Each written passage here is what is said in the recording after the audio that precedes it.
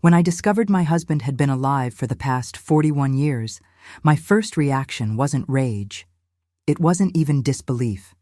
It was a strange, hollow numbness that felt like every cell in my body had turned to ice. I stood in my daughter's kitchen, staring at a photograph on her phone, and the world I'd built from the ashes of grief simply dissolved. Because there he was, Daniel Whitmore, my dead husband. Older, grayer, wearing a plaid shirt I'd never seen, standing in front of a blue house I'd never visited, with his arm around a woman I'd never met. The photo was dated March 2025. He'd been dead since July 1984. Or so I thought. My name is Lorraine Whitmore, though most folks call me Lori. I'm 67 years old, and I've spent the majority of my life as a widow. I was 26 when they told me Daniel had died in a construction accident in Cincinnati. 26 years old, with a 3-year-old daughter and another baby on the way, suddenly alone in a world that didn't make sense anymore. I rebuilt my life from that rubble.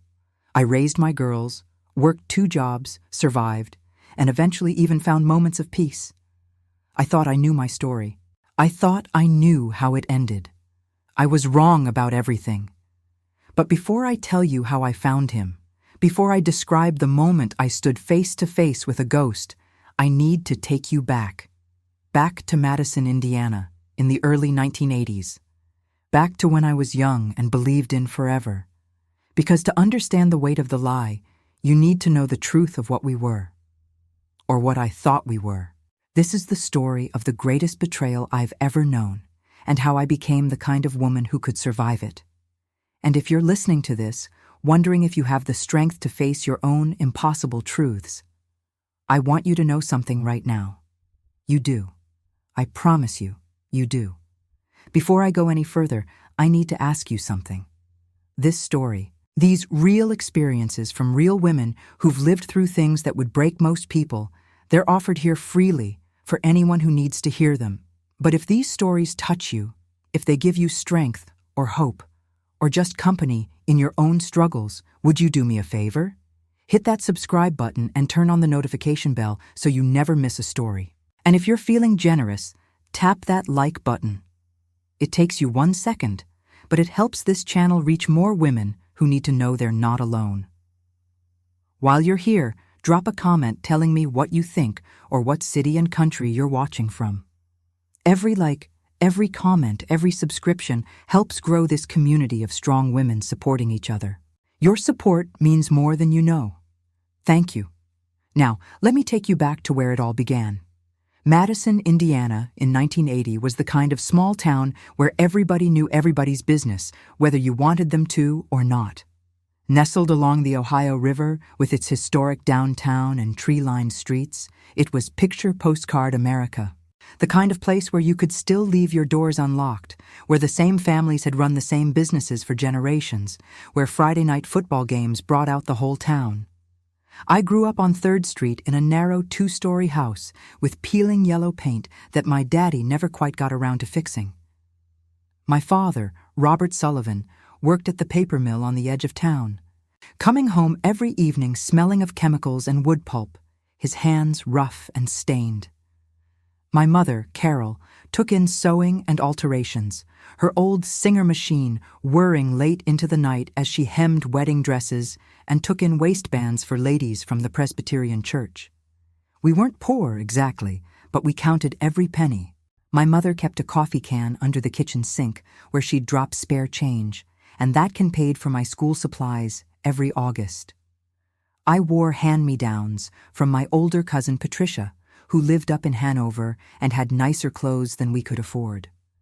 My father's idea of a vacation was packing us into the old Ford and driving to visit his brother in Terre Haute, where we'd stay for 3 days and pretend it was an adventure. I was the middle child of 3.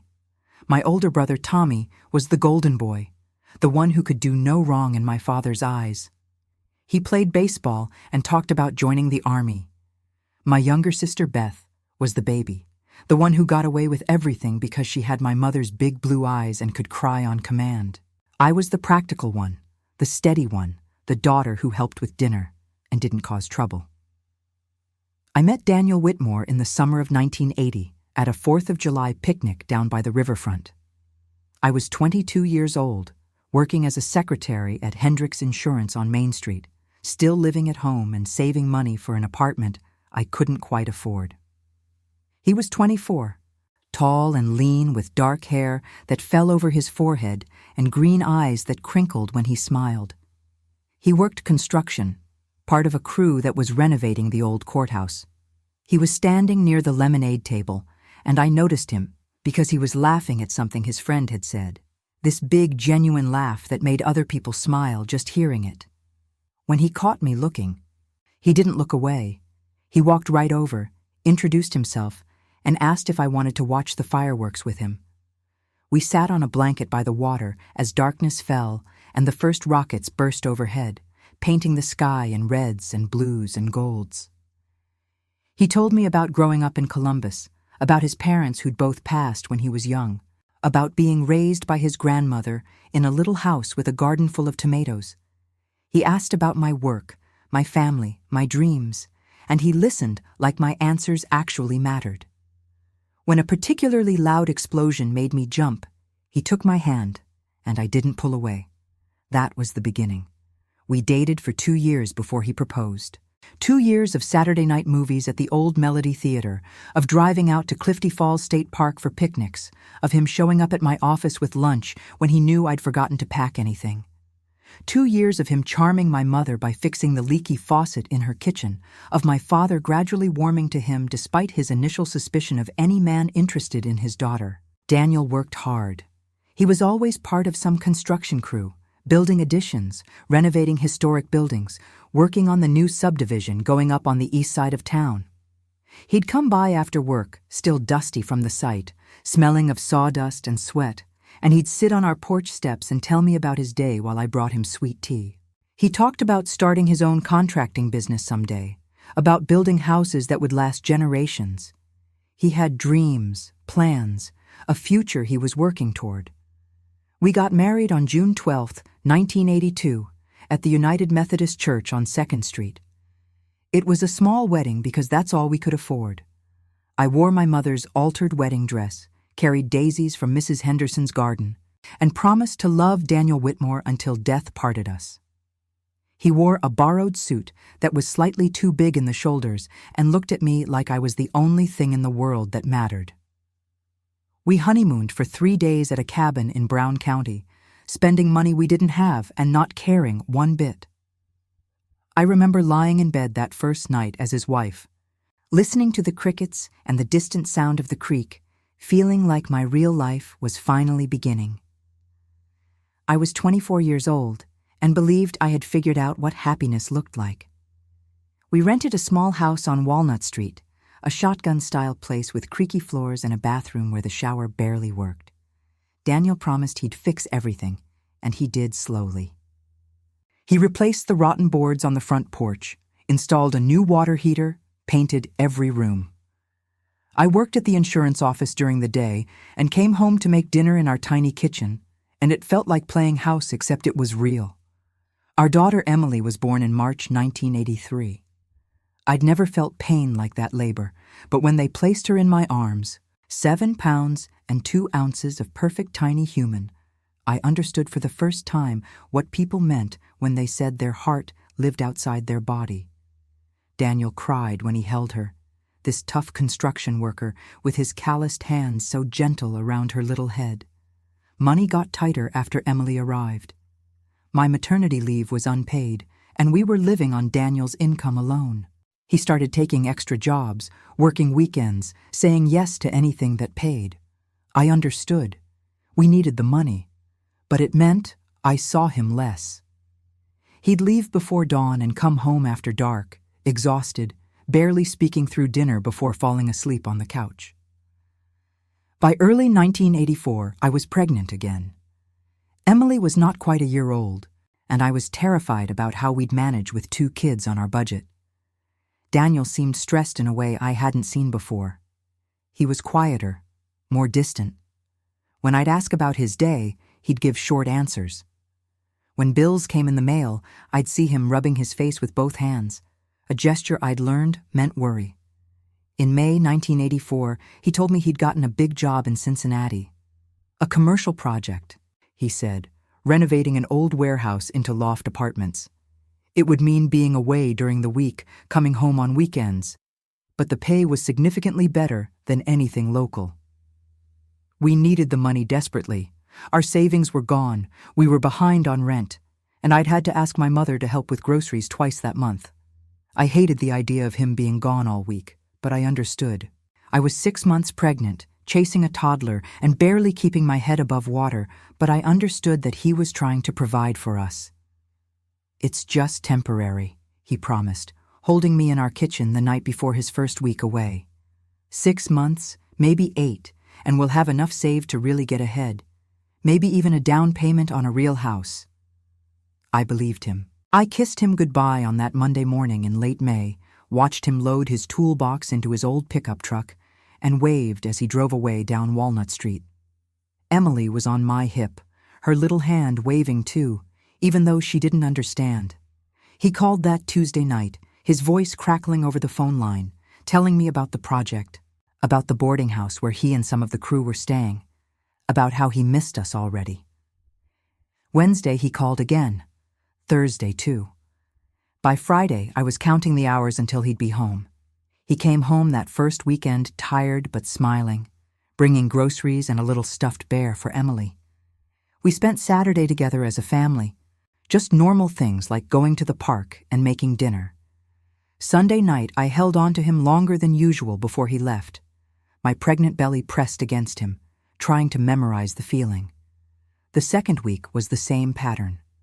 Phone calls, weekend visit, promises that the job was going well. The third week too. By June, I was used to the routine. Lonely, but used to it.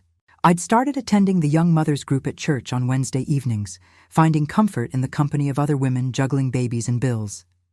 My mother came by most afternoons to help with Emily, bringing leftovers from her dinner and staying to fold laundry while I rested my swollen ankles. On Thursday, July 12, 1984, I was home with Emily when someone knocked on the door just after noon. I answered it holding my daughter, my belly huge at 8 months pregnant, and found a sheriff's deputy standing on my porch, his face grave. "Mrs. Whitmore? Lorraine Whitmore?" "Yes?" "Ma'am, I need you to sit down." I don't remember walking to the couch. I remember Emily squirming in my arms. I remember the deputy's voice, careful and practiced, telling me there had been an accident at the construction site in Cincinnati. A scaffolding collapse. 3 workers injured, 1 killed. My husband, Daniel Whitmore, age 28, was dead. The words didn't make sense. They were sounds without meaning. Daniel wasn't dead. He'd called Tuesday night. He'd told me about the weather, about the sandwich he'd had for lunch. Dead people don't talk about sandwiches. "There must be a mistake," I said. "I'm very sorry, ma'am. The Cincinnati police contacted us because your address was listed as his residence. The body has been positively identified by his crew foreman. I have the contact information for—" "No," I interrupted. "It's not him. It can't be him." But it was. Over the next hours and days, as my mother arrived and took Emily, as my father made phone calls I couldn't make, as the details emerged in fragments that didn't fit together in my mind, the impossible became real. There had been an accident. The scaffolding on the 3rd floor had given way. Daniel had fallen 30 feet onto concrete. He'd died instantly, they said, as if that was supposed to be comforting. The body had been badly damaged in the fall, they said. Viewing it was not recommended, they said. I didn't view it. I couldn't. The idea of seeing Daniel broken was more than I could bear. His foreman, a man named Carl Peterson, had identified him. That was enough for the authorities. The funeral was the following Tuesday, July 17, 1984, at the same church where we'd been married 26 months earlier. Closed casket. I sat in the front pew, 8 months pregnant and holding Emily, who didn't understand why everyone was crying. I didn't cry. I couldn't. It still didn't feel real. They buried him at Fairmount Cemetery, on the hill overlooking the river. I stood by the grave in a black dress, borrowed from my cousin, my hand on my swollen belly where our second child moved and kicked, oblivious to the fact that her father was being lowered into the ground. People said things, comforting things, useless things. He's in a better place. God has a plan. You're so strong.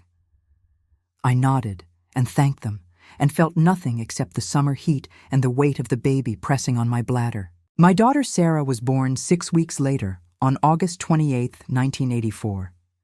Labor started at 2 a.m., and my mother drove me to the hospital while my father stayed home with Emily. Sarah came fast, faster than Emily had, as if she was in a hurry to meet this world her father had left. When the nurse asked if I wanted to call the baby's father, I had to say, "He's dead," and the way her face changed, the pity in her eyes, made it real in a way nothing else had. I held Sarah in the hospital bed and looked at her perfect little face, and I finally cried. Deep, ugly sobs that came from somewhere ancient and animal in me. Because Daniel would never hold this baby. He would never see her smile or hear her laugh or teach her to ride a bike. She would grow up with stories and photos instead of a father. And it was so fundamentally unfair that I couldn't breathe around the injustice of it. The years after Daniel's death were a blur of survival. I moved through days like a person underwater, everything muffled and slow and requiring enormous effort. I returned to work at the insurance office when Sarah was 3 months old, my mother watching both girls during the day. Every paycheck was already spent before I earned it. Rent, utilities, diapers, formula, groceries. I bought my clothes at Goodwill and wore shoes until they fell apart. Social Security survivor benefits helped, but it wasn't enough. I took a second job cleaning offices on Wednesday and Friday evenings, bringing Emily and Sarah with me, setting up a playpen in the empty conference rooms while I vacuumed and scrubbed toilets. I was so tired I could barely think straight, functioning on coffee and adrenaline, and the sheer necessity of keeping my children fed and housed. I stopped going to the young mothers group at church. I couldn't stand the pity in their eyes, the way conversations would halt when I entered the room, the carefully gentle questions about how I was managing. I knew they meant well, but their kindness felt like being slowly smothered. My mother was a lifeline. She kept the girls 3 days a week, refusing payment even though I knew she and my father could barely afford it themselves.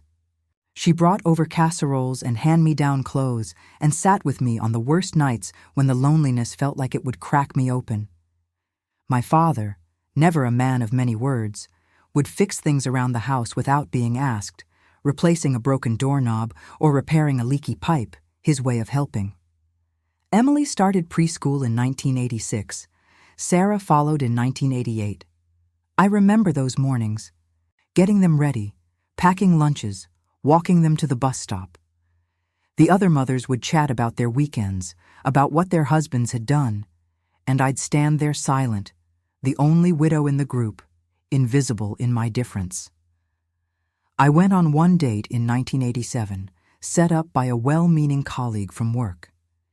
His name was Richard, and he was a widower himself, his wife having died from cancer 2 years prior. We had dinner at the steakhouse on Main Street, and he was perfectly nice, perfectly appropriate, and I felt absolutely nothing. When he kissed me goodnight at my door, I felt like I was betraying Daniel, which was ridiculous because Daniel was dead, but the feeling was there anyway.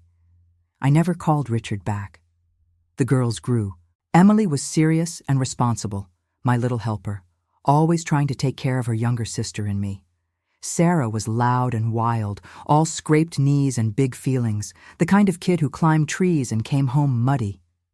They asked about their father sometimes, and I'd tell them the stories I had, about how he'd laugh, about his dreams of building houses, about how much he'd love them. I'd show them the few photos I had, his face frozen at 28, forever young while we all aged without him. In 1989, I finally got promoted at the insurance office to a claims adjuster position. The pay increase wasn't huge, but it was enough that I could quit the cleaning job. I could breathe a little easier. We moved to a slightly larger apartment on 2nd Street, with 2 bedrooms so the girls didn't have to share anymore. Through the 1990s, life settled into a new normal.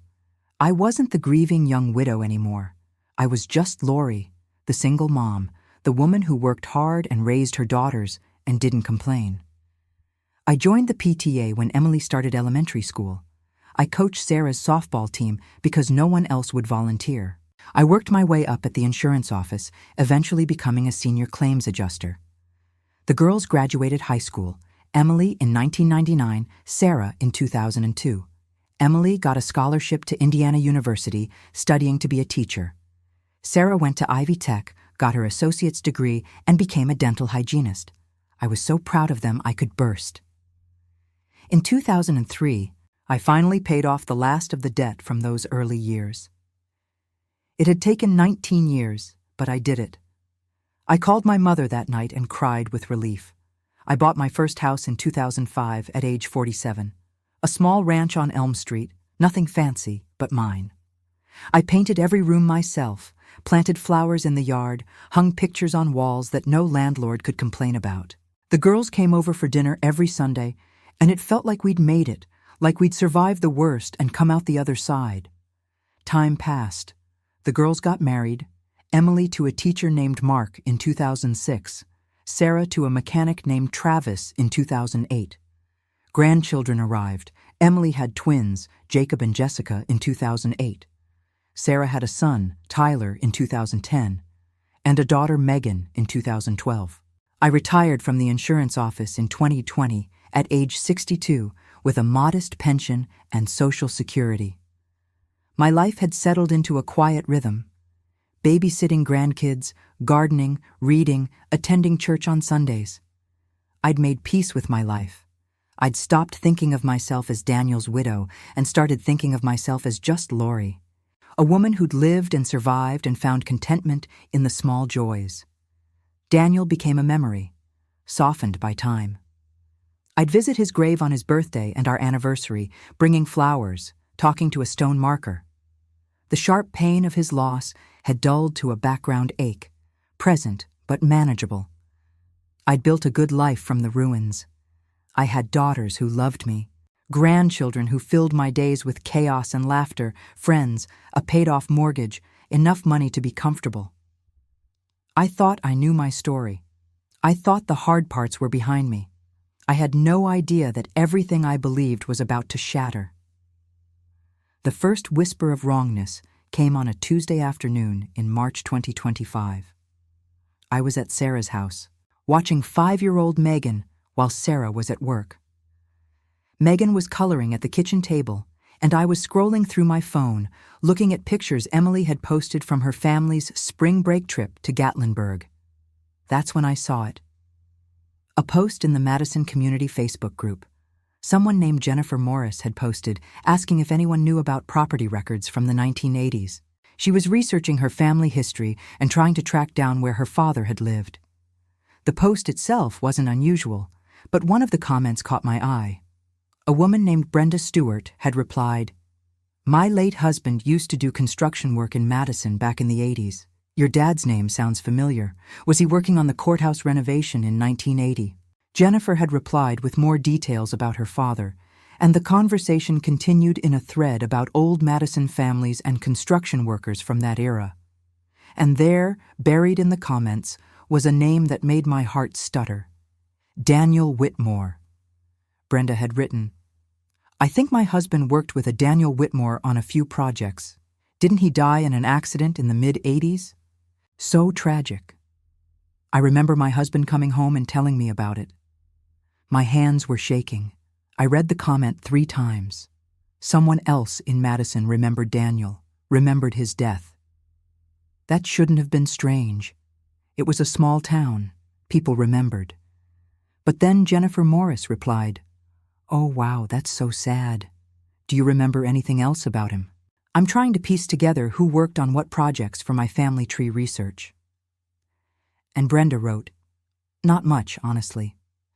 My husband passed in 1998, so my memory's fuzzy. I just remember it was sudden, an accident at a job site. I think he left behind a young wife and kids. Such a tragedy." I stared at those words, left behind a young wife and kids, Me. She was talking about me. About my life, my tragedy, discussed casually in a Facebook comment thread like it was ancient history. I felt strange, unbalanced, like seeing myself from the outside. I'd been the young widow for so long that I'd forgotten other people had their own memories of that time, their own perspectives on my grief. I typed a response but deleted it. What would I even say? That was me. I'm the widow. It felt bizarre. I closed the app and tried to focus on Megan's coloring, but the conversation stuck in my mind like a splinter.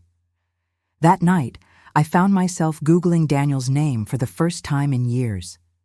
I'd never really done internet research about him because he'd died before the internet was part of daily life, before everything was digitized. But now, I was curious. I typed Daniel Whitmore, Madison, Indiana into the search bar. Several results came up. An obituary from 1984 posted on a funeral home archive site. A brief mention in a historical article about construction workers in Madison. A genealogy website where someone had added him to a family tree. I clicked on the obituary. Seeing his name in those formal, final words was jarring. Daniel James Whitmore, age 28 of Madison, Indiana, died July 12, 1984, in Cincinnati, Ohio. Preceded in death by his parents, James and Dorothy Whitmore. Survived by his wife, Lorraine, daughter Emily, an unborn child.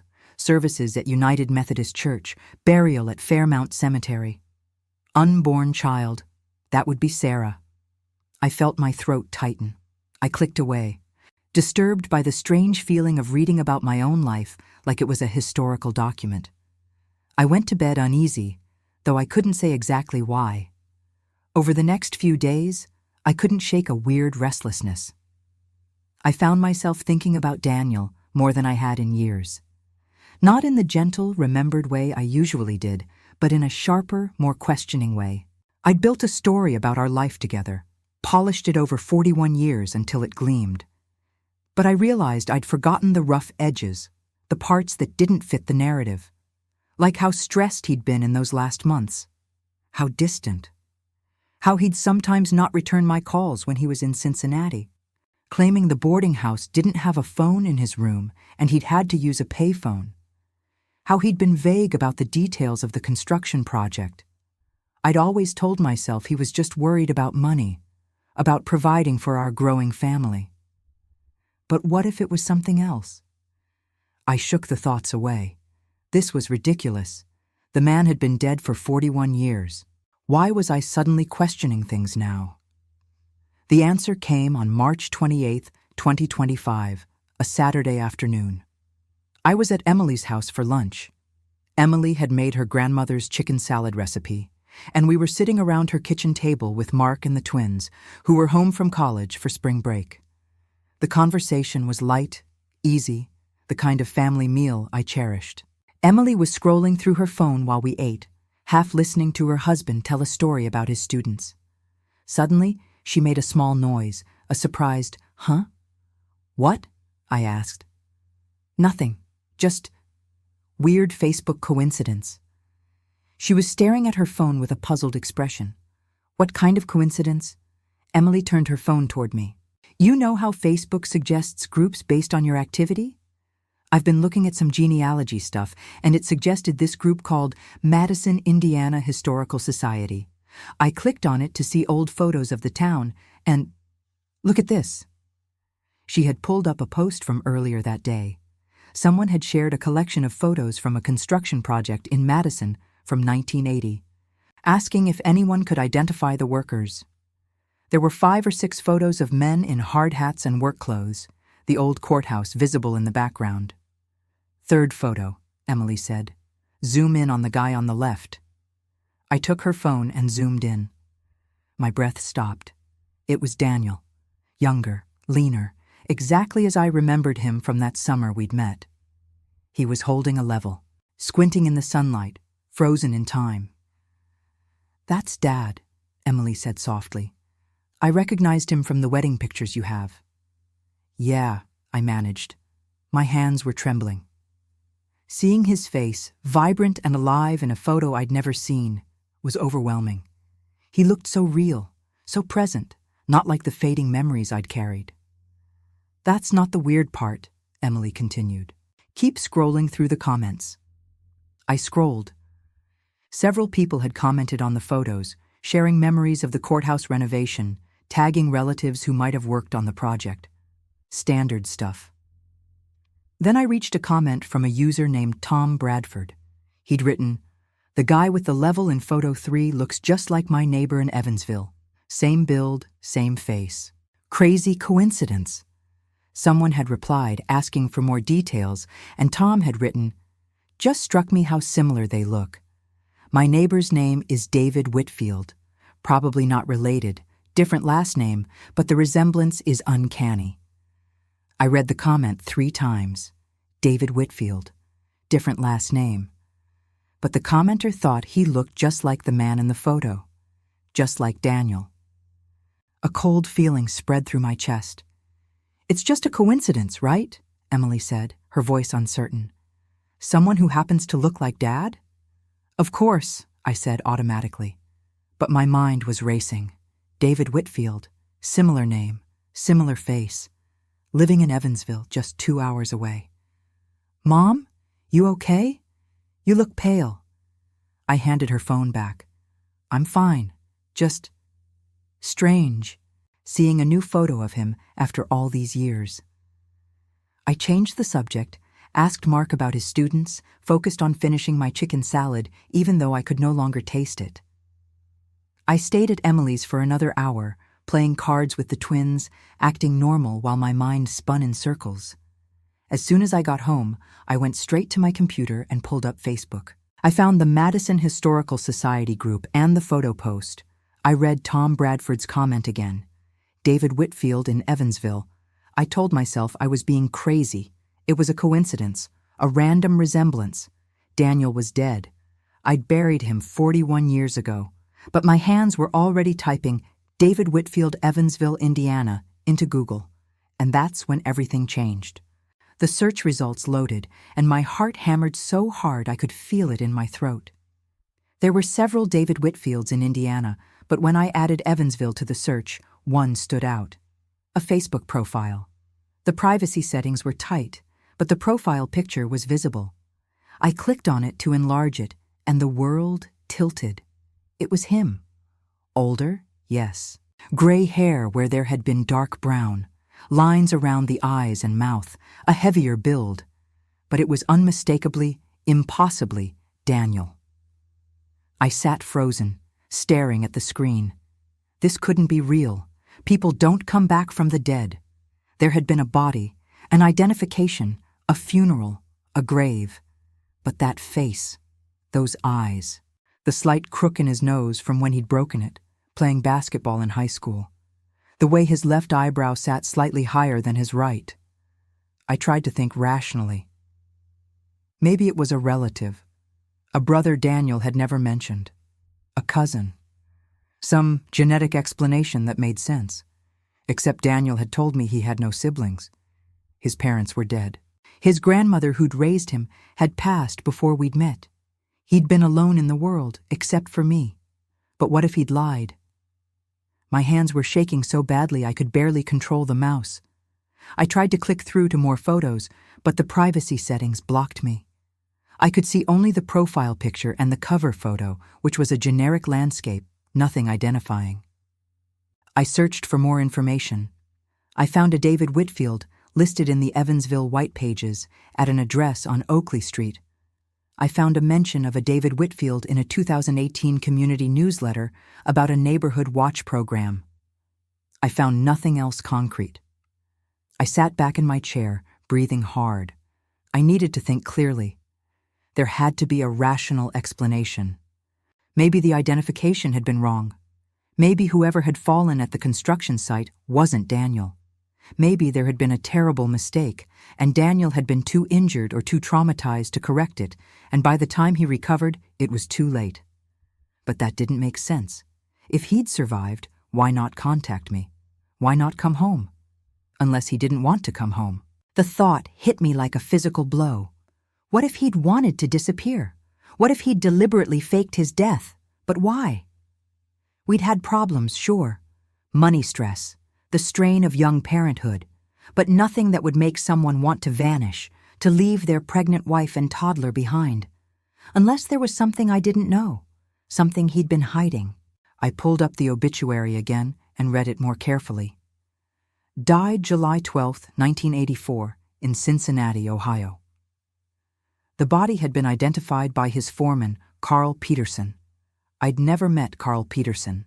He'd called once, after the accident, to offer condolences, but the conversation had been brief. I'd been too shocked to ask questions. What if Carl had been wrong? What if, in the chaos of an accident scene, he'd identified the wrong body? Or what if Carl had helped Daniel fake his death? I was spiraling into conspiracy theories, I knew that. But I couldn't stop. I pulled up Google Maps and searched for the address on Oakley Street in Evansville. It was a residential neighborhood, modest homes, nothing remarkable. I switched to Street View and virtually drove down the street until I found the house. A blue ranch with white trim, a small front yard, a pickup truck in the driveway. I zoomed in on the truck. I couldn't make out the license plate, but the model looked newer, well-maintained. I switched back to Facebook and looked at David Whitfield's profile again. The profile picture had been updated 6 months ago. I could see the date, September 2024. I took a screenshot. Then I pulled up the photo albums on my computer and found one of the few pictures I had of Daniel, our wedding photo. I put them side by side on the screen. The face was the same, 41 years older, but the same. I started to cry. Not soft tears, but huge, racking sobs that came from somewhere deep and primal. Because either I was losing my mind, or my husband had been alive this entire time. Alive while I'd cried myself to sleep every night for months. Alive while I'd given birth to our daughter alone. Alive while I'd worked 2 jobs to feed our children. Alive while I'd struggled and scraped and survived. Alive while I'd buried an empty casket and mourned a ghost. I cried until I had no tears left, until I was just making sounds, until my throat was raw and my eyes were swollen. Then I sat in the silence of my house and tried to figure out what to do. I couldn't tell the girls, not yet, not until I was sure. They'd spent their whole lives believing their father had died when they were babies. I couldn't destroy that without proof. I needed to know for certain. I needed to see him with my own eyes. I needed to hear him explain how this was possible. I looked at the address on Oakley Street again. Evansville was 2 hours away. I could drive there. I could knock on the door. I could look him in the face and demand answers. But what if I was wrong? What if David Whitfield was just some man who happened to look like my dead husband? I'd be humiliating myself, traumatizing a stranger. I needed more information first. I needed to be sure. Over the next 3 days, I became obsessed. I called in sick to the volunteer work I did at the library. I barely slept. I spent hours online, searching for any information about David Whitfield. I found a LinkedIn profile, but it was sparse. Listed occupation, retired. Former occupation, construction. No other details, construction, just like Daniel. I found a mention in a 2015 article about a community home repair project in Evansville.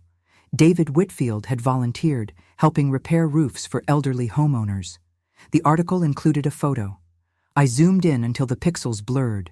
Same face, same build, same way of standing with his weight slightly on his left leg, just like Daniel used to. I was sure now. This was him, but I still couldn't understand why.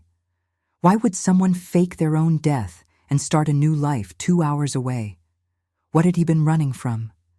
And how had he lived with himself, knowing what he'd left behind? The rage came then. Not grief anymore, but pure white-hot fury. He'd been alive. All this time, he'd been alive and well, living in Evansville under a slightly different name, while I'd worked myself half to death raising our daughters alone. Emily and Sarah had grown up without a father because of his choice. They'd struggled with questions about identity, about loss, about why their daddy had left them. And it was all because he'd decided we weren't worth staying for. I wanted to drive to Evansville right then, in the middle of the night, and pound on his door and scream at him until my voice gave out. I wanted answers. I wanted him to look me in the eye and explain how he could do this. But I didn't go. Not yet. Because I realized that just confronting him wouldn't be enough. He owed me more than explanations. He owed me 41 years of child support. He owed our daughters the truth. He owed all of us more than I could even quantify. And I was going to make sure he paid. Tap that like button if you're feeling this story and want to see justice served, and drop a comment telling me what you think you'd do in this situation. Your support means everything to this community. I spent the next week planning. I couldn't go to Evansville half-cocked, driven by emotion. I needed strategy. I needed evidence. I needed to be absolutely certain before I did anything that couldn't be undone. First, I needed to verify beyond any doubt that David Whitfield was Daniel Whitmore. A photograph wasn't enough, not legally. I needed documentation, proof that would hold up if I decided to pursue legal action. I started with what I knew about Daniel.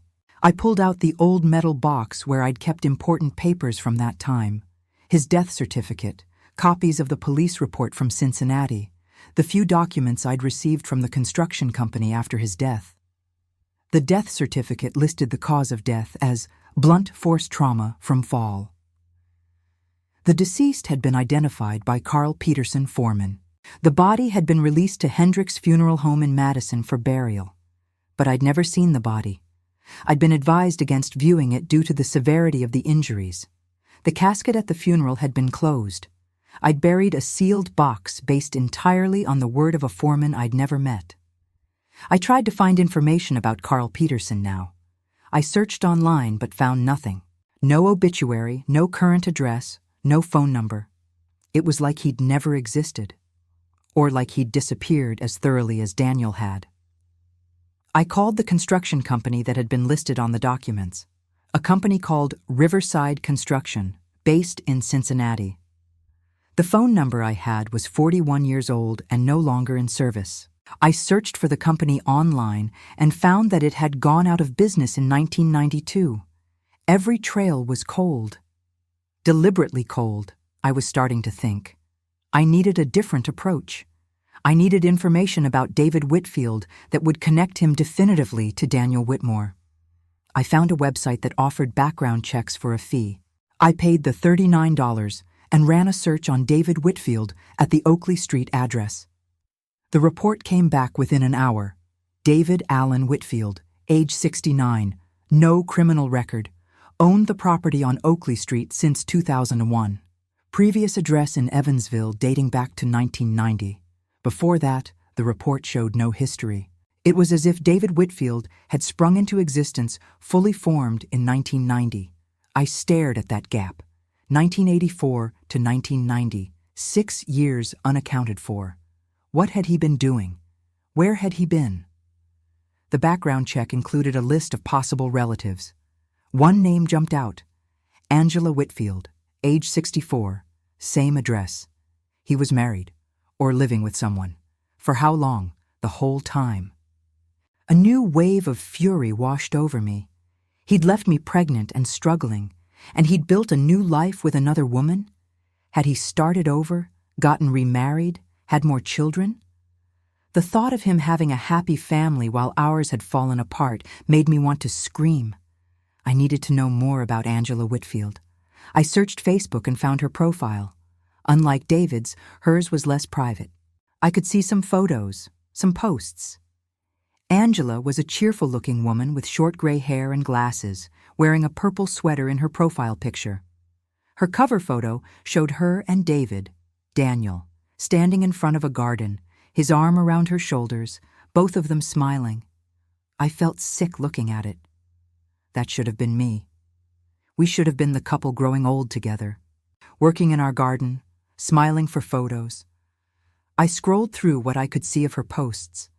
Pictures of what looked like grandchildren, posts about church events, shares of recipes and inspirational quotes.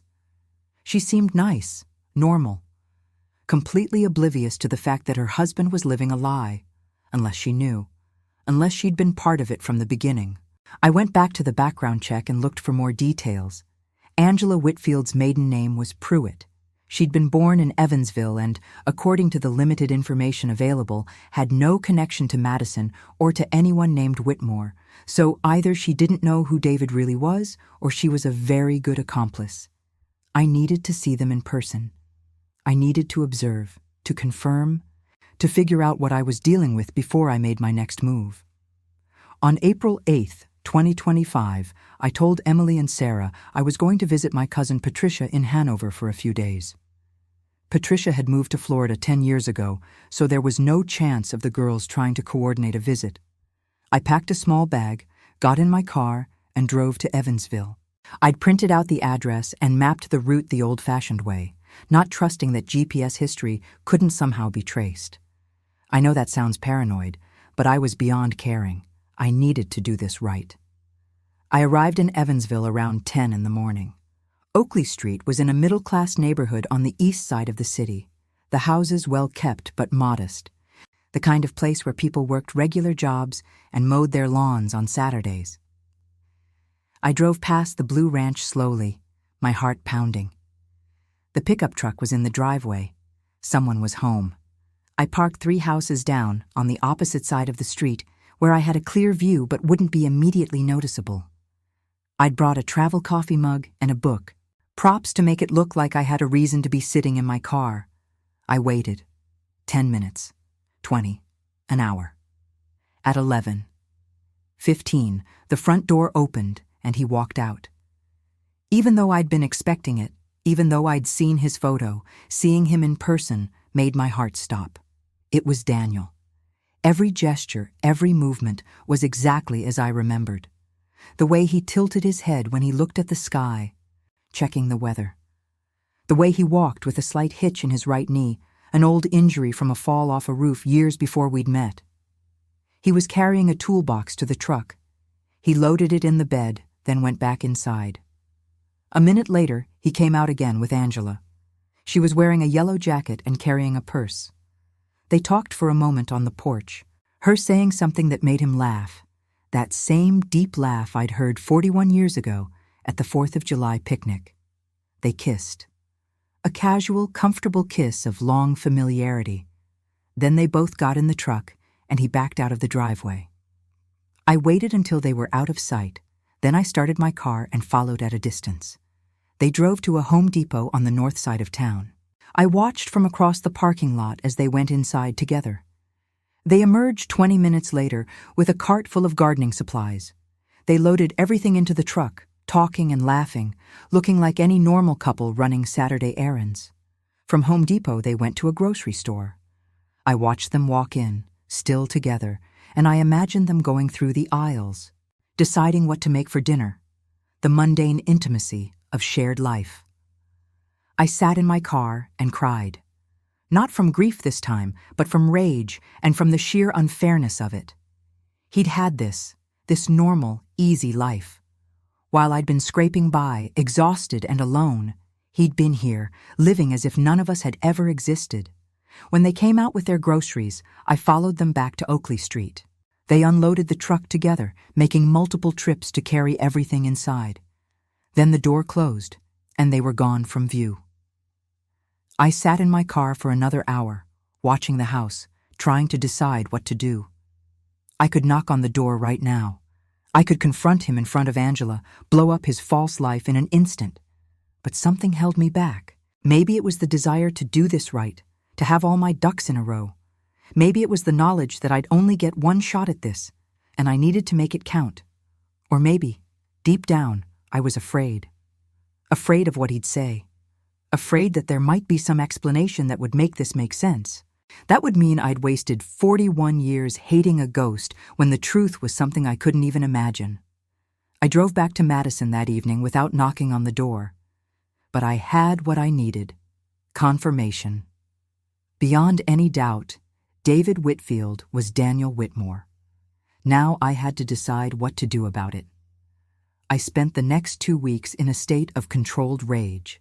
I went through the motions of my daily life, babysitting grandkids, attending church, meeting friends for coffee, all while my mind spun plans and discarded them. I could go to the police, tell them my supposedly dead husband was alive and well in Evansville. But what crime had he committed? Faking your own death isn't illegal in Indiana if you're not doing it to commit fraud. And I'd collected Social Security survivor benefits based on his death, which meant if he was alive, I might be the one who'd committed fraud, even though I'd had no knowledge he was alive. I could hire a lawyer, file for all the child support he'd never paid. But that would take time and money I wasn't sure I had, and there was no guarantee I'd win anything. I could simply show up and confront him, demand answers, expose his lies to Angela and anyone else who knew him. But that felt too easy, too quick. It didn't balance the scales of 41 years of struggle. What I really wanted was for him to face what he'd done, to acknowledge the damage he'd caused, to see the life he'd destroyed and know it was his fault. And I wanted our daughters to know the truth. Emily and Sarah deserved to know their father hadn't died. They deserved the chance to confront him themselves, to get their own answers, to reclaim a piece of their history that had been stolen. But I couldn't tell them yet, not without more information, not without understanding why he'd done this. I needed to talk to him before I did anything else. I needed to hear his explanation, as impossible as it seemed that any explanation could justify this. On April 22nd, I drove back to Evansville. This time I went on a Wednesday, a weekday, when I was more likely to catch him alone. I'd done more watching on Facebook, and Angela had posted about volunteering at the public library on Wednesday mornings. I arrived at Oakley Street at 9 a.m. Sure enough, Angela's car was gone. The truck was in the driveway.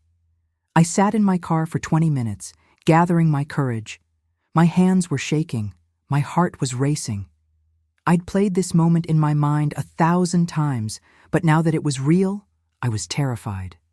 Finally, I got out of the car. I walked up the driveway, each step feeling like it took enormous effort. I climbed the 3 steps to the porch. I stood in front of the door, my finger hovering over the doorbell. This was it. Once I pressed this button, there was no going back. Everything would change. I rang the doorbell. I heard footsteps inside. The door opened, and there he was, Daniel Whitmore, David Whitfield, my dead husband, standing 3 feet away from me, alive and real. For a long moment, we just stared at each other. I watched the color drain from his face, watched his eyes go wide with shock, watched his mouth open, then close, then open again without sound. "Hello, Daniel," I said. My voice came out steady, cold, nothing like the scream that was building in my chest. "Lori." My name came out as a whisper. Oh my God, Lori. "Surprised to see me?" I asked. "I suppose you would be. Dead people usually don't knock on doors." How did you... I can't." He couldn't form a sentence. His hands were gripping the doorframe like he needed it to stay upright. "We need to talk," I said. "And you're going to tell me everything, every single detail of the last 41 years. You owe me that much." He nodded slowly, his face still gray with shock. "Yeah," he said. "Yeah, okay, come in." I stepped over the threshold into the house of my dead husband, and nothing in my life had prepared me for what I was about to learn. The living room was neat and comfortable, decorated in blues and grays, with family photos on the mantel. I saw a picture of Daniel and Angela at what looked like a wedding, her in a cream-colored dress, him in a dark suit. I saw photos of children who must have been grandchildren, though they weren't Emily and Sarah's kids. He'd built a whole life, a complete existence that had nothing to do with me or our daughters. "Sit," he said, gesturing to the couch. His voice was hoarse, strained. "Please, I'll get water. Do you want water?" "I want answers," I said, but I sat. My legs were shaking too much to stand. He disappeared into the kitchen and came back with 2 glasses of water. His hands trembled as he set one in front of me on the coffee table. He sat in the armchair across from me, leaning forward, his elbows on his knees. "I don't even know where to start," he said. "Start with why," I said. Why did you fake your death and leave your pregnant wife and daughter?" He flinched. "It wasn't supposed to happen like that. I never meant—" He stopped, rubbed his face with both hands. "I was in trouble, Lori. Bad trouble." "What kind of trouble?" "Gambling," he said. "I'd been gambling for about 2 years. Started small, just friendly poker games with guys from work. Then I found the track in Louisville, started betting on horses. Then dogs. Then I found these illegal poker games in Cincinnati, high stakes, and I thought I could win it all back, thought I could fix everything before you ever found out. I remembered those last months, the stress, the distance, the money problems I'd thought were just about having another baby on the way." "How much did you owe?" I asked. "By the time I took that job in Cincinnati, $43,000, he said. "To people who don't take kindly to not being paid." I felt like I'd been punched. $43,000 in 1984. That was more than twice what Daniel made in a year. "How?" "I was stupid," he said. "So stupid. I kept thinking the next bet would be the winner. Kept borrowing to cover losses, losing what I borrowed, borrowing more. By the spring of '84, I was getting threats. These guys, they weren't playing around. They told me they'd hurt you and Emily if I didn't pay up." "So you ran," I said flatly. "I was going to pay them," he insisted. "The Cincinnati job was real. It paid well. I was going to work myself to death if I had to. Pay them off. Come home clean." But then they found out where I was. They sent guys to the site, told me I had 1 week to come up with the full amount, or they'd go to Madison and hurt my family. He was crying now, tears running down his weathered face. I didn't have $43,000. I couldn't get it in a week. I was out of options. "So you faked your death." I couldn't keep the bitterness out of my voice. "There was an accident," he said. "A real accident. One of the guys on the crew, a drifter named Mike something, he'd been hired that week. Nobody knew him well. He fell from the scaffolding, 30 feet onto concrete, just like they said. He died instantly, and I was standing right there when it happened, and I saw Carl looking at the body, and I saw an opportunity." My stomach turned. "You took a dead man's identity?" "No, I gave him mine," Daniel said. "Mike was about my height, my build. The fall had. The body was badly damaged. Carl was the one who had to identify workers for the police because the crew was all informal, half of us working under the table. And Carl owed me. I'd covered for him 6 months earlier when he'd showed up to work drunk and nearly cost us the contract. So I told him, identify the body as me. Tell the police Daniel Whitmore died. I'll disappear, and the guys looking for me will think I'm dead, and they'll leave my family alone. And Carl just agreed? I couldn't believe it. I gave him everything I had, $5,000 I'd saved for the gambling debt, and I promised I'd never come back, never cause problems.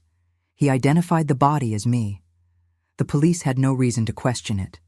And just like that, Daniel Whitmore was dead.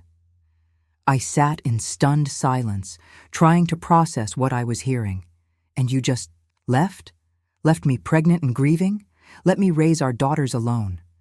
Let them grow up without a father? I thought it was the only way to keep you safe. His voice broke. Those guys were serious, Lori. They would have hurt you to get to me. As long as I was alive and around you, you were in danger. So you became David Whitfield. He nodded. I had a friend from high school who knew people who could create documents, new social security number, new identity. It cost everything I had left.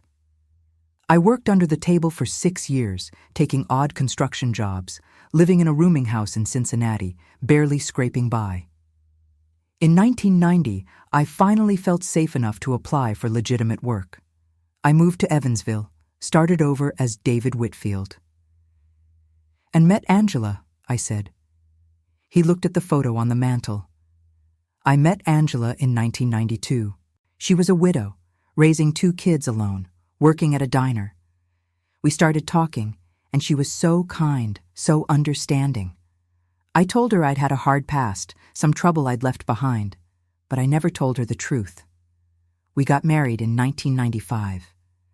You committed bigamy, I said. We were still married. Legally, Daniel Whitmore was dead, he said. David Whitfield had never been married. The casual way he said it made me want to hit him. You know how insane this sounds, right? You had options. You could have gone to the police, asked for protection.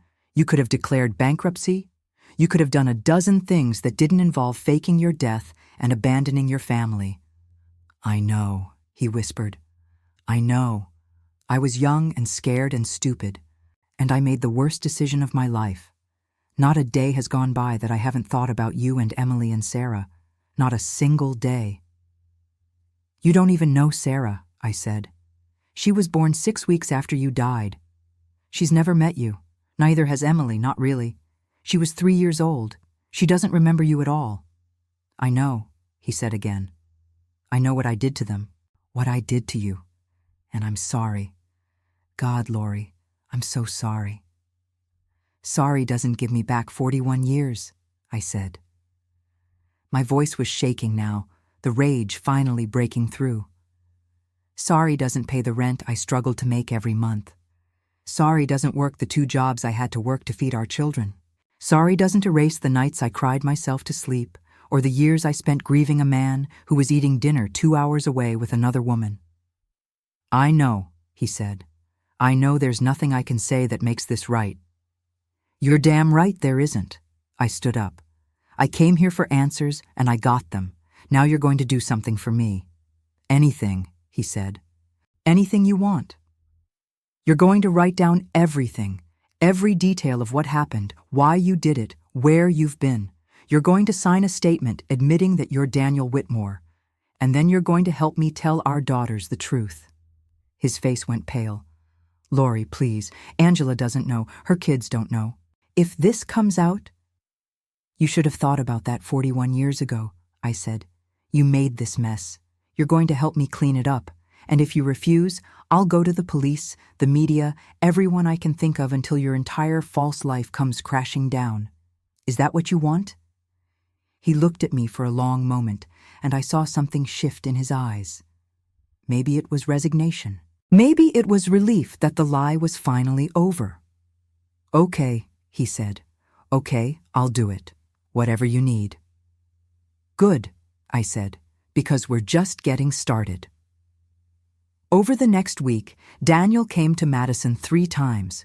We met at a diner on the outskirts of town where no one would recognize him, and he told me everything.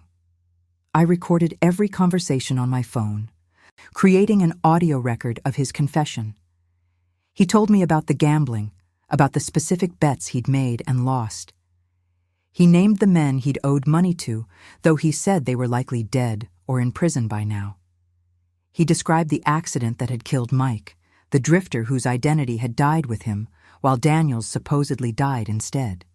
He told me about the years in Cincinnati, living in fear, taking cash-only jobs, sleeping in cheap rooms, always looking over his shoulder. He told me about moving to Evansville, about the relief of finally being able to live openly as David Whitfield. He told me about meeting Angela, about building a life with her, about her 2 children accepting him as a stepfather, about the grandchildren he adored, and he told me about the guilt, how it had eaten at him for 4 decades, how he'd driven to Madison twice, parked on our street, watched the house from a distance, seen me getting the girls into the car, wanted so desperately to run to us and explain everything, but knowing he couldn't. Why didn't you? I asked. Why didn't you at least send money? Anonymously, if you were that worried about being found.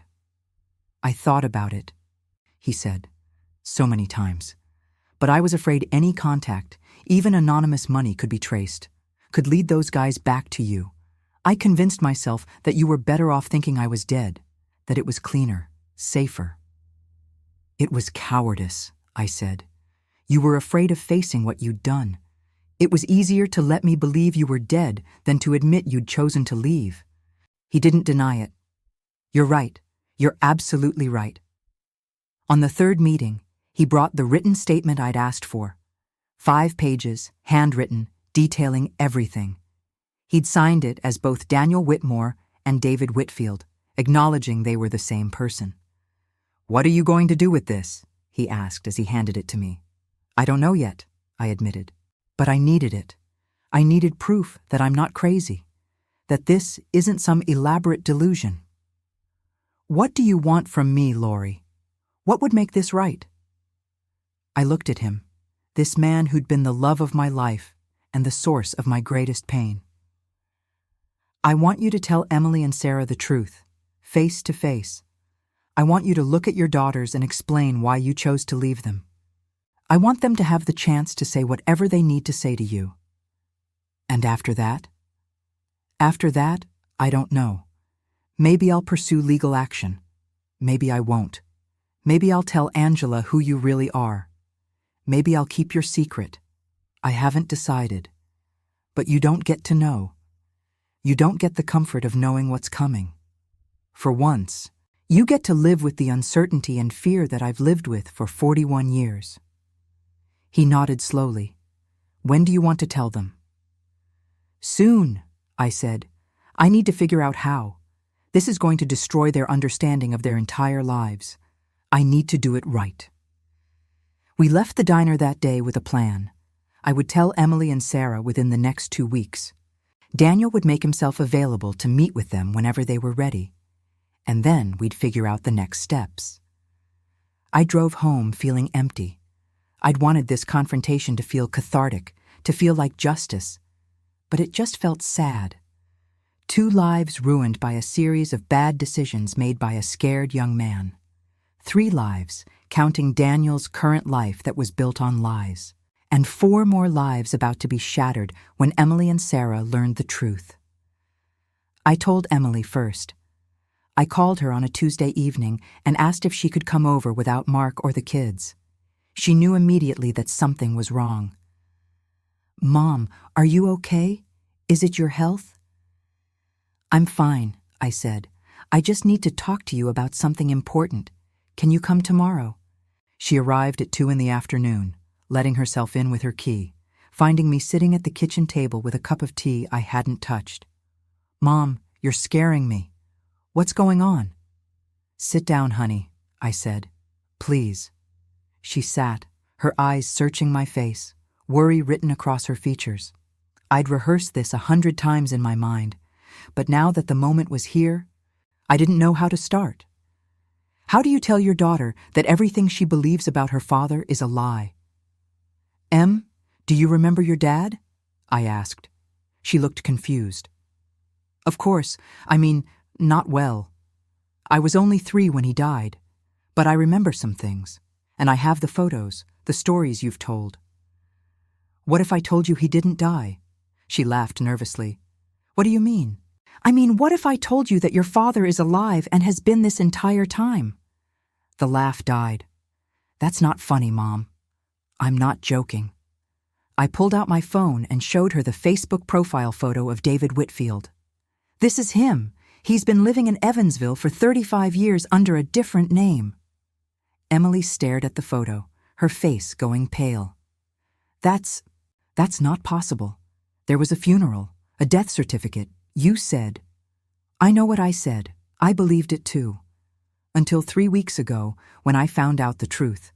I told her everything. The Facebook post, the research, the drive to Evansville, the confrontation, Daniel's confession. By the time I finished, Emily was crying. "I don't understand. Why would he do that? Why would he just leave us? He was in trouble. He made bad choices, got into debt with bad people, and he thought faking his death was the only way to keep us safe." "That's insane!" She was angry now, her tears turning to fury.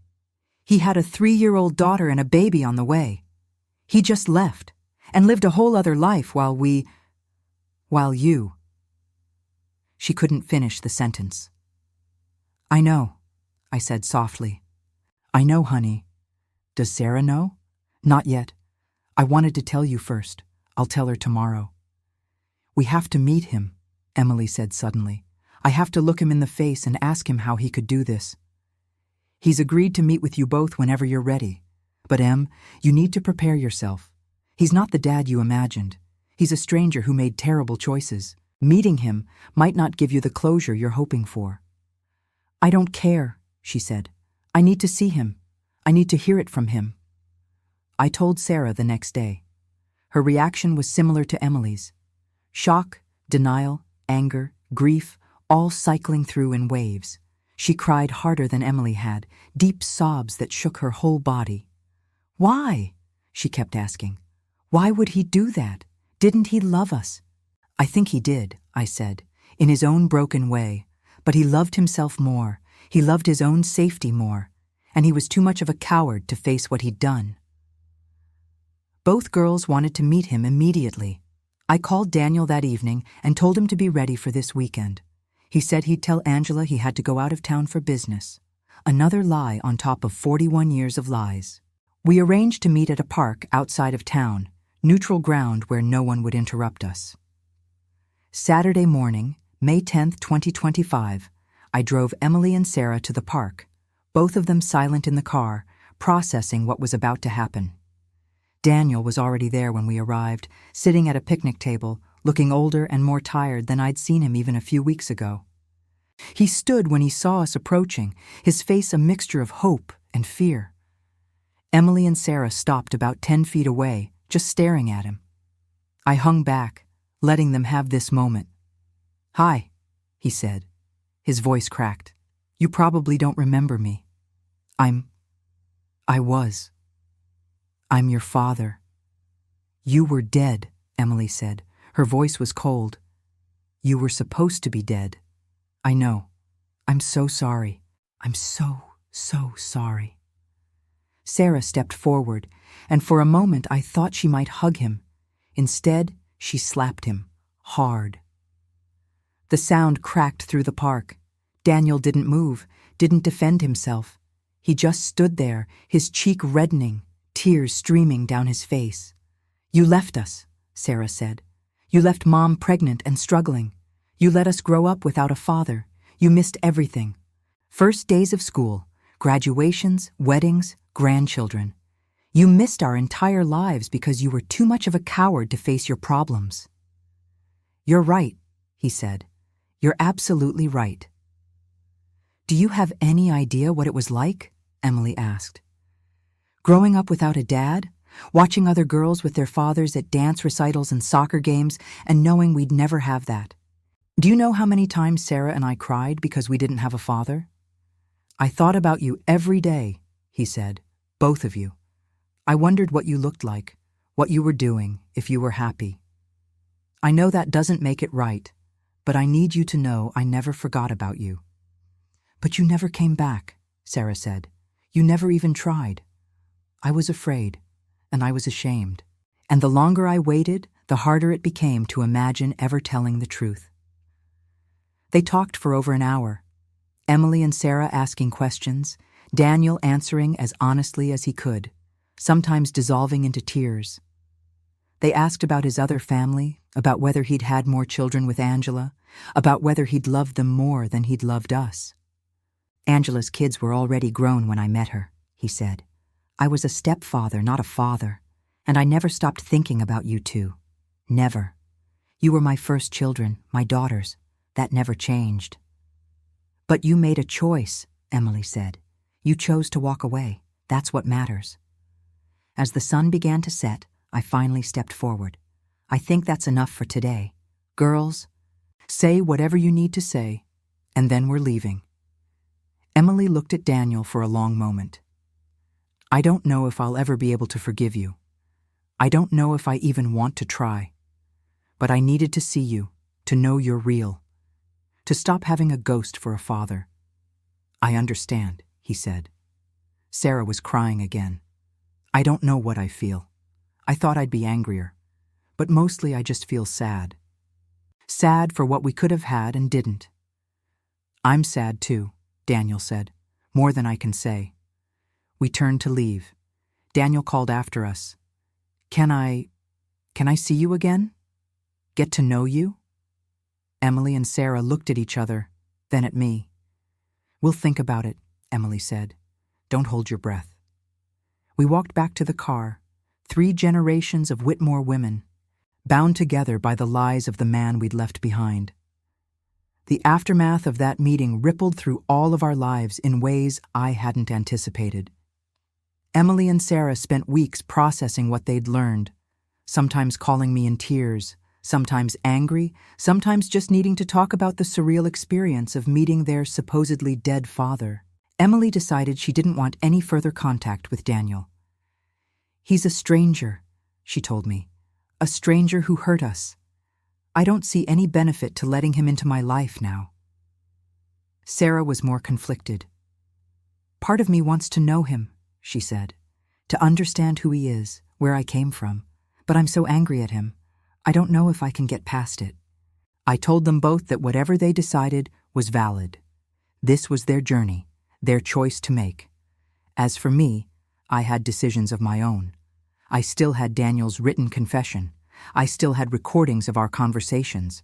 I could go public with all of it, destroy his life the way he'd destroyed mine. But what would that accomplish? Angela was an innocent victim in this too. She'd married who she thought was David Whitfield, a man with a mysterious past, but a kind heart. Learning he was a bigamist living under a false identity would devastate her. And Daniel's stepchildren, his grandchildren through them. They'd done nothing wrong. Why should they suffer for his sins? I thought about justice, about revenge, about what I truly wanted from this situation. What I realized was that I didn't want to destroy Daniel's life. I wanted him to acknowledge what he'd done, to carry the weight of his choices, to live with the knowledge that his daughters knew the truth and had to decide if he was worth forgiving. And I wanted something else, something practical. I called Daniel in early June. "I've made some decisions," I told him. "Okay," he said warily. "I'm not going to the police. I'm not going public with this. I'm not telling Angela." I heard his exhale of relief. Thank you so much." "I'm not doing it for you," I said. "I'm doing it for Angela and for your stepchildren and grandchildren who don't deserve to have their lives blown apart. But you're going to do something for me. Anything. You're going to pay child support. Retroactively. 41 years of child support for 2 children. I had a lawyer calculate what you would have owed based on your income. The total, with interest, comes to $372,000. There was a long silence. "Laurie, I don't have that kind of money." "Then you'll sell things. Take out a loan. Figure it out. You have 6 months. If you don't pay, I'll go to the authorities with everything I have." Okay, I'll figure it out." "And Daniel? You're going to make yourself available to Emily and Sarah if they want to contact you. You don't get to disappear again. You owe them that." "I will, I promise." "Your promises don't mean much to me, but if you break this one, everyone will know the truth. Do you understand?" "I understand." We hung up, and I felt something shift inside me. Not forgiveness, not closure exactly, but a sense that I'd reclaimed some power in a situation where I'd had none. Over the next 6 months, Daniel paid. He sold his truck and bought an older model. He took out a home equity loan. He sold tools and equipment. By December 2025, he'd paid the full amount. I split the money 3 ways, a third for Emily, a third for Sarah, and a third for myself. With my share, I paid off my mortgage completely. I set aside money for my grandchildren's education, and I booked a trip to Italy, something I'd always dreamed of but never thought I could afford. Emily used her share to pay off her student loans from her master's degree and to put a down payment on a bigger house for her growing family. Sarah used hers to buy a new car and to start a college fund for her kids. The money didn't undo the past. It didn't give us back the years of struggle. But it acknowledged the debt, the cost of what Daniel had done. Sarah decided in August that she wanted to get to know Daniel. She started meeting him once a month for coffee, slowly building a relationship with the stranger who was her father. I didn't understand her choice, but I supported it. Emily held firm in her decision to have no contact. "I have a wonderful stepfather in Mark's dad," she told me. "I don't need another father figure. especially not one who abandoned me. As for me, I saw Daniel one more time in January 2026. He asked to meet, said he had something to give me. We met at the same diner where we'd had our first conversations after I'd found him. He handed me an envelope. Inside was a letter, several pages long, handwritten. "I've been working with a therapist," he said, "trying to process everything, understand why I made the choices I made. It's not an excuse. Nothing could excuse what I did. But it's an explanation, and an apology, a real one." I took the letter but didn't read it there. "Why now?" "Because I'm dying," he said simply. "Lung cancer, stage 4. The doctors say I have maybe 6 months." I felt a strange mix of emotions. Relief that he'd suffer consequences. Sadness that he'd wasted his whole life on lies. Anger that even now, death was giving him an easy out. "Does Angela know?" I asked. "About the cancer, yes. About you, no. I can't. I can't do that to her. She's taking care of me. If she knew the truth, it would destroy her." "You mean it would destroy you," I said. "One more selfish choice." He didn't argue. "You're probably right. I'm not asking for forgiveness, Lori. I know I don't deserve it. I just wanted you to know that I'm sorry. Truly, deeply sorry. And I wanted to give you that letter. It's everything I should have said 41 years ago." I left without saying goodbye. I didn't owe him anything more. I read the letter that night. In it, Daniel detailed his regrets.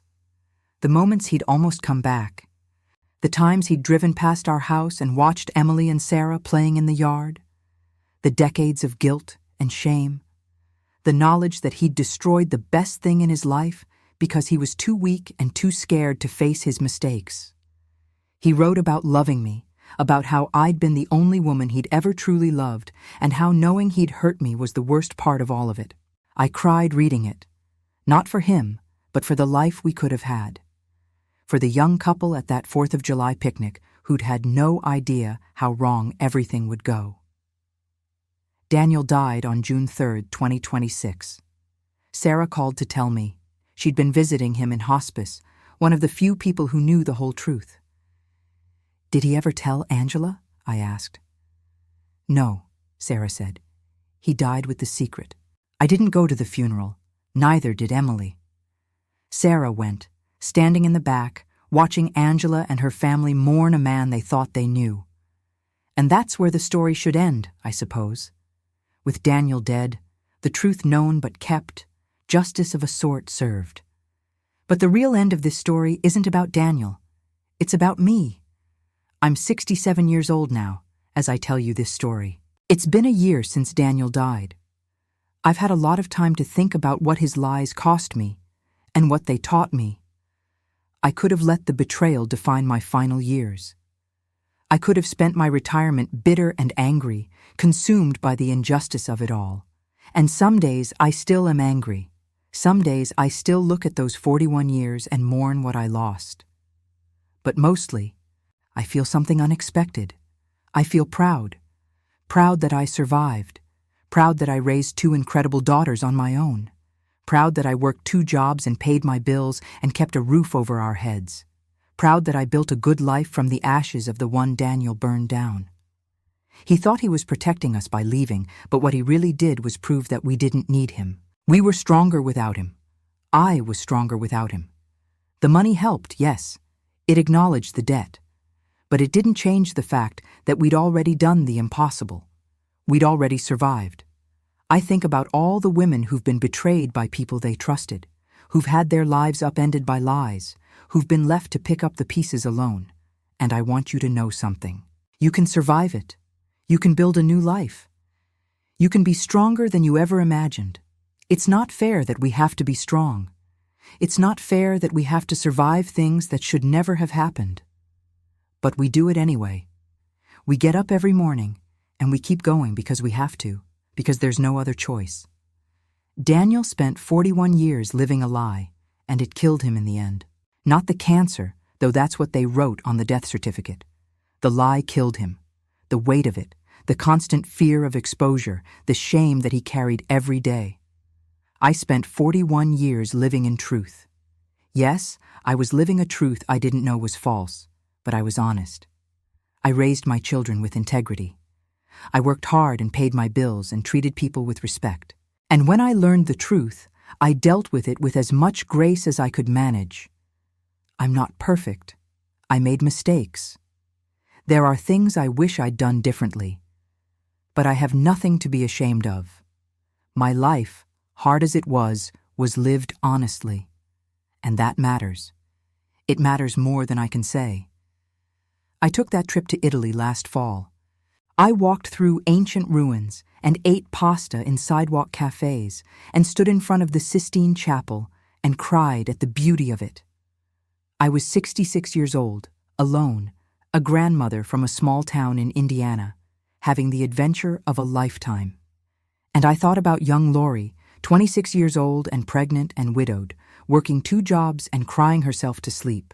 I wished I could go back and tell her that she'd make it, that she'd not only survive, but thrive, that she'd stand in front of Michelangelo's masterpiece someday and feel joy.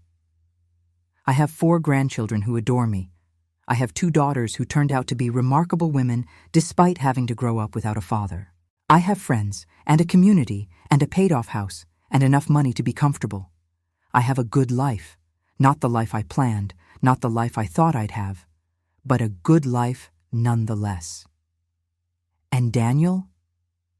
Daniel had 41 years of lies and 6 months of cancer and a grave under a false name in Evansville. He had relationships built on deception and the knowledge that if anyone really knew him, they'd be horrified. He had wealth he'd stolen from us and moments of happiness that must have been tainted by guilt. So who won, really? Who had the better life? I did. Without question, I did. Because a life lived honestly, even a hard life, is worth more than a life lived in comfort, but built on lies. If you're going through something hard right now, if someone has betrayed you or hurt you or left you picking up pieces you didn't break, I want you to know, you're going to be okay, more than okay. You're going to discover strength you didn't know you had. You're going to build something beautiful from the rubble. It won't be easy. There will be days you want to give up. Days when the unfairness of it all feels like it will crush you. Days when you wonder if it's worth the fight. It is. You are worth the fight. I'm 67 years old, and I'm just getting started. I'm planning a trip to Ireland next year. I'm taking a watercolor painting class. I'm learning to play the piano, something I always wanted to do but never had time for. I spent 41 years surviving. Now I'm living, and if I can do it, so can you.